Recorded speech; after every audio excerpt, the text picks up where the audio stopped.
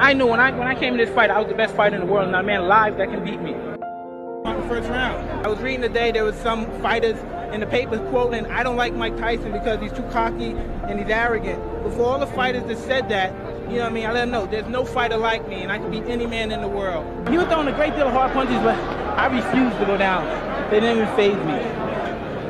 How dare them challenge me with their somewhat primitive skills? They're just as good as dead. Opponent. I take all comers. I don't duck any man. Can we assume that Michael Dokes is one of the prospects? All comers. Come one, come all, because nobody can get close to me. They're not even close. I'm the best fighter in the world. But you know what I mean? If things are right, I'll fight anyone, in any place, in their backyard. I want to fight, and destruct the world, because I'm the best fighter in the world.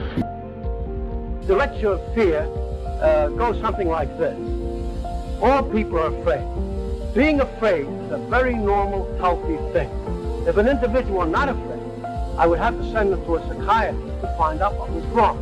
Nature gave us fear in order to survive. And of course, fear is our best friend.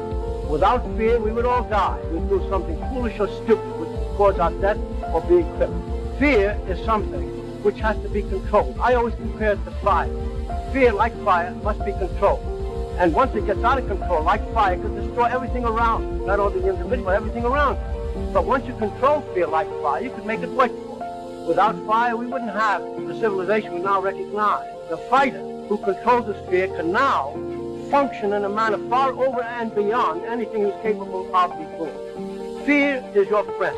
And nature gave us fear in order for us to survive. And I give the example of the deer crossing an open field and coming to the forest, and instinct telling them danger is present in the trees, perhaps in the form of mountain lions. At that moment, the adrenal gland injects adrenaline into the bloodstream, the heart beats faster, enabling the deer to perform an extraordinary feat of agility, sufficient to get out of the immediate danger. Now we, as human beings, in my opinion, retain these qualities, though they're somewhat dormant because we live in a civilized atmosphere.